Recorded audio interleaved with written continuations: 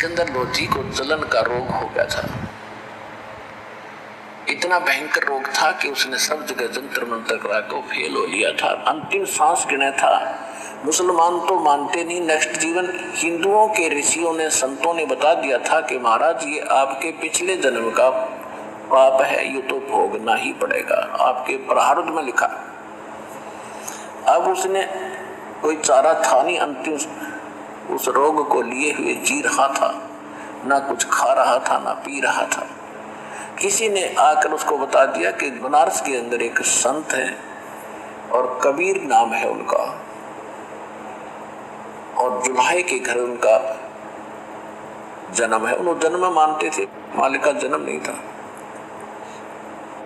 यदि वो दया कर देंगे आपका रोग नहीं रहेगा। मालिक की इतनी महिमा हो चुकी थी। कहते मरता क्या नहीं करता कि भी चल अंतिम एक और ट्राई कर लेता हूं। अंग रक्षक लेकर 500-600 हजार हाथी पर सवार होकर बनारस पहुंच गए।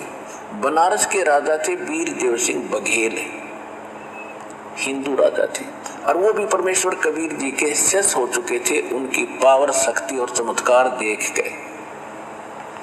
जब सिकंदर लोधी वहां पहुंचा तो वीर सिंह से प्रार्थना की कि यहाँ कोई काशी में कबीर नाम का कोई दुल्हे के घर कोई संत है और मैं बहुत दुखी हूँ वीर सिंह, मुझे कहीं से भी राहत प्राप्त नहीं हो रही, अंतिम सांस गिन रहा हूँ। वो कोई है, आप जानते हो उसको? नहीं तो पता कराओ और उसको बुलाओ। क्योंकि वीर देव सिंह बघेल मालिक की ज्ञान से और शक्ति से परिचित था, और उधर से दिल्ली का सम्राट और वो छोटा राजा एक नरेश अक्षेत्रीय, उस सम्राट के सामने वो नो नहीं कर सकता, यस ही करना पड़ता है। तो उसने एक तरकीब से बात की कि महाराज जो आपका हुक्म वही होगा, लेकिन वो संत परम संत हैं, मैं उनको खूब जानता हूँ, और उन्होंने रजा कर दी तो आपका रोग नहीं रहेगा। तो कहा जल्दी बुला के ला, देर ना कर, मैं तो एक एक सांस गिन रहा हूँ, दुख से बहुत पीड़ित हूँ, आग लगी पड़ी है पूरी शरीर में।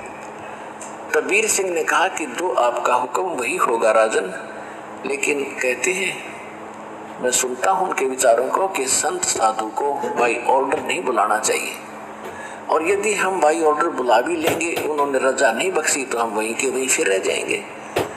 तो साधु संत के पास स्वयं चल के जाना चाहिए महाराज, और जैसे आपका आदेश हो वैसे ही करेंगे। वो तो मरा पड़ा थक नहीं, फिर तो मैं ही चलूंगा। अब शाम का समय हो गया था। वीर देव सिंह को मालूम था कि शाम के समय परमात्मा कबीर जी, स्वामी रामानंद जी, पंडित जी के आश्रम में गंगा घाट के किनारे आते हैं, शाम ने आरती वही करते हैं। और रामानंद जी को परमात्मा सचखंड लेकर गए थे। जब पंडित जी मान्या था तो सतलोक में देख लिया था भगवान को, और जब कहा था दो ठोड़ है, एक तू भया एक से तो, और गरीबदासम कारणे तुम आए हो बख्शो।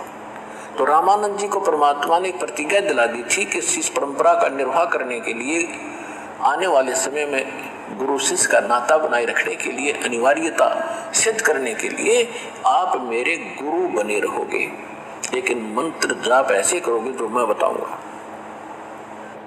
तो वो रामानंद जी आंखों देखने के बाद बिल्कुल रो पड़े थे कि ये अपराध मुझसे होगा नहीं। परमात्मा बोले मेरा आदेश समझ लो, नहीं तो आने वाले समय में ये नकली लोग कहा करेंगे कबीर जी ने कौन सा गुरु बनाया था, गुरु की आवश्यकता ही नहीं है, ये दाव लग जाएगा काल का। तो रामानंद जी विवश होकर के उनके इस बात को माना था। तो रामानंद जी एज ए गुरु और शिष्य का केवल निर्वाह कर रहा था, उसको आत्मा से पता था ये शिष्य नहीं भगवान है। अब शाम के समय वीर सिंह बघेल, काशी नरेश और भारतवर्ष का सम्राट, दिल्ली का बादशाह, उस समय भारत बहुत बड़ा था। अफगानिस्तान, बलोचिस्तान, पूर्वी और पश्चिमी पाकिस्तान, इराक, ईरान तक ये भारत एक ही था, और दिल्ली का बादशाह सबका कंट्रोलर होता था। छोटे छोटे नरेश ऐसे छोटे छोटे बना रखे थे, वो सब उसके अधीन थे। दिल्ली का बादशाह और सिकंदर लोधी और साथ में वीर देव सिंह बघेल, ये दोनों चल पड़े आश्रम की ओर। कबीर साहब तब तक पहुंचे नहीं थे उस रामानंद जी के आश्रम में।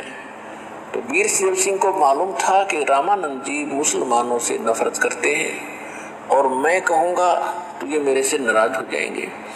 गेट पर जाकर द्वार पर खड़े हो गए कि राजन यहाँ खड़े हो जाओ। द्वारपाल खड़ा था, सेवक उससे कहा भाई स्वामी जी से कहिएगा दिल्ली के सम्राट सिकंदर लोधी आए हैं, आपका दर्शन करना चाहते हैं। पहले तो उन्होंने पूछा कि कबीर जी आ चुके हैं, तो द्वारपाल सेवक ने कहा जी अभी आए नहीं हैं, आने ही वाले हैं। तो सिकंदर लोधी ने कहा कि चलो तब तक अंदर विश्राम कर लेते हैं, साहब संत के दर्शन करते हैं रामानंद जी के। तो वीर देव सिंह बघेल ने कहा कि रुक जाओ, यहाँ का नियम है, पहले आज्ञा लेनी पड़ेगी महात्मा जी से। तो सेवादार से कहा कि भाई ऐसे कहिएगा दिल्ली के बादशाह आए हैं और कबीर साहब जब तक आएंगे तब तक यहाँ इंतजार करना चाहते हैं आश्रम के अंदर और आपका दर्शन भी करना चाहते हैं। अब द्वारपाल अंदर गया, शाम का समय था, मौसम ठीक सा था। बाहर उस आश्रम के अंदर वृक्षों के नीचे स्वामी जी बैठे थे आसन पे, रामानंद जी। द्वारपाल ने जाकर कहा महाराज ऐसे ऐसे दिल्ली के सम्राट सिकंदर लोधी आए हैं और वो आपका दर्शन भी करना चाहते हैं और कबीर जी से उन्होंने मिलना है, तब तक आपके इस आश्रम में इंतजार करने के लिए अंदर आना चाहते हैं। रामानंद जी ने कहा कि उनको कहो वो बाहर खड़ा इंतजार कर ले, वो मांस मिट्टी खाने वाले मलेच्छ हैं और हम इन मुसलमानों से को इस आश्रम में अलाउड नहीं कर सकते। अब वो बोलता उनने भी सुन रहा था क्योंकि इतना बड़ा आश्रम नहीं था, बगीचा ऐसा था, झोपड़ी डाल रहे थे एक दो। उन दोनों ने भी सुन लिया कि रामानंद जी ने नकार दिया। द्वारपाल ने आकर बताया कि महाराज जी ने आपको मना कर दिया क्योंकि आप मुसलमान हो और मुसलमान इस आश्रम में प्रवेश नहीं कर सकता। अब कहते हैं तब से राज और राजमद मानम और जन्म तीसरे शुक्र स्वान। राजा तब से बनता है और राजा के अंदर अभिमान होता है और अभिमान उसका सबसे बड़ा दुश्मन होता है। उसने सोचा रे 2 कोबली का बाबा जी एक एकड़ में आश्रम बना के अपने आप को इतना महत्वशाली समझता है, मुसलमानों से नफरत करता है, निकाल के तलवार और चल दिया अंदर। ये कौन रोका है? द्वारपाल की हिम्मत। सामने जाके गुस्से में रामानंद जी की गर्दन काट दी। अब ये मन का सांग है, सारा मन का खेल है, ये पापी है मन, ये काल है, पहले जुल्म करवाता है और फिर उसका दंड भुगतवाता है। अब जब उसने वो विनाश कर दिया ना, तब अकल ठिकाना आएगी, को तिरेगी। आया था रो कटवाने, तो अब और बढ़ा ली समस्या। कहने लगा वीर सिंह चल वापस, मेरे तो उल्टे लाग रहे हैं, मेरे तो बुरे दिन हैं, चाहता हूं भला करना और करवाना और होता है बुरा। अब वो ऐसा महापुरुष बताते हो कबीर जी को, अब उनके गुरु जी का मैंने हत्या कर दी, मर्डर कर दिया, अब वो शराप और देगा मुझे जब यहाँ आ गया था, तो निकल जल्दी से। अब वीर सिंह क्या बोल रहे उस राजा के सामने, वापस चलने लगे, सामने से परमात्मा आ गए। अब देखो खेल दाता का, एक तीर से कितने शिकार करे।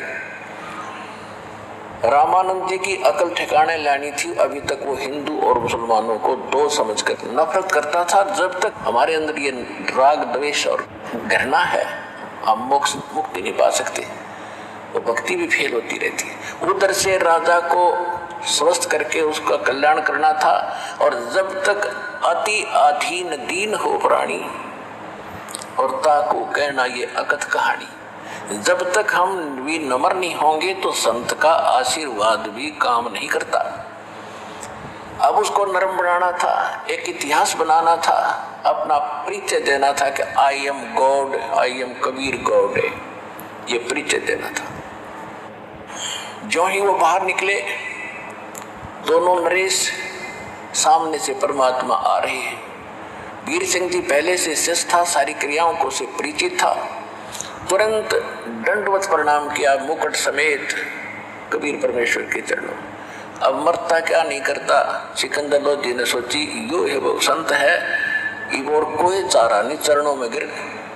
आ गया सामने शेर, अब तुरंत वो भी मुकुट समेत चरणों में, दोनों चरणों में दंडवत प्रणाम करे। तब परमात्मा ने कहा कि हे राजन, हे दो नरेश, आज कैसे गरीब के पास पहुंचे? और ऐसे करके दोनों के सिर पे हाथ रखा कि खड़े हो।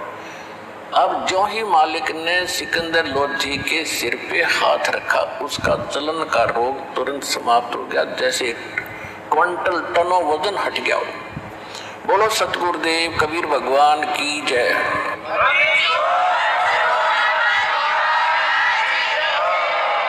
अब वीर सिंह तो खड़ा हो लिया, सिकंदर ना उठे, क्योंकि उसको पता लगे तो अल्लाह अकबर है, ये तो खुद भगवान आए हैं। ओए आशीर्वाद से सब रोग नाश, ऐसा सोच शरीर हल्का फुल्का हो गया।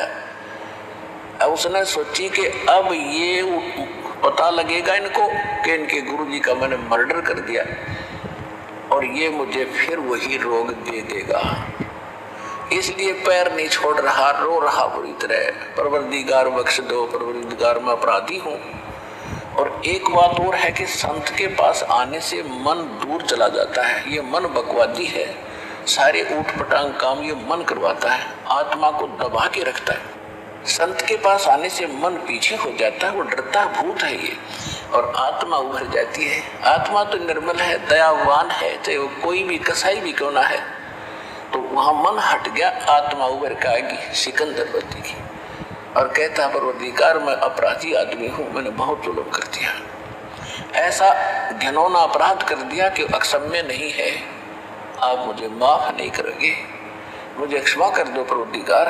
परमात्मा बोले भाई कोई बात नहीं, क्या हो गया, ये तो सारा संसार ही गलतियों का पुतला है, संत के पास आते हैं तो बुराइयां छुड़ाई जाती हैं। आप परमात्मा अंतर्यामी जाने थे वो तो सारी, कि नहीं महाराज मैंने बहुत जुल्म कर दिया, आप क्षमा नहीं कर सकते, आप क्षमा कर दो मुझे। परमात्मा बोले जो भी तूने कुछ भी कर दिया, उठ, रो ना बुरी तरह, और क्षमा कर दिया।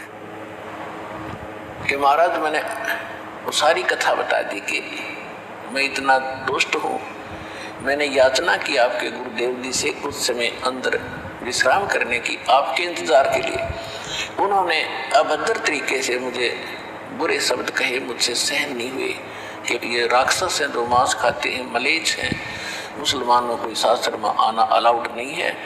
तो मेरे अंदर युवराज का कीड़ा उठ गया और मेरे पर रुका नहीं गया, और मैंने आपके गुरु जी की हत्या कर दी तलवार से, मुझे माफ कर दो। फिर गिर गया चरणों में। परमात्मा बोले खड़ा हो, कोई बात नहीं। ये तो उसकी आयु इतनी थी, स्वामी रामानंद जी की आयु इतनी थी, उस समय स्वामी रामानंद जी लगभग 125 वर्ष के हो चुके थे, 125 वर्ष के, और 104 वर्ष की आयु में परमात्मा मिले थे उनको। तो परमात्मा ने कहा कि इसकी आयु इतनी थी और आपसे ही इसकी मृत्यु होनी थी, इसमें ना तेरा दोष है ना उनका दोष है, आप चलो, और लेकिन एक काम करो, मेरे साथ वापस चलो। परमात्मा ने कहा कि अपना काम बताओ, किस लिए आए थे? कि जिस काम के लिए आया था वो तो आपने आशीर्वाद मात्र से ठीक कर दिया। मैं बहुत दिनों से दुखी था, मेरे हाहाकार मची थी, आग लगी थी रोम रोम में, और दाता आपके आशीर्वाद से मैं स्वस्थ हो गया।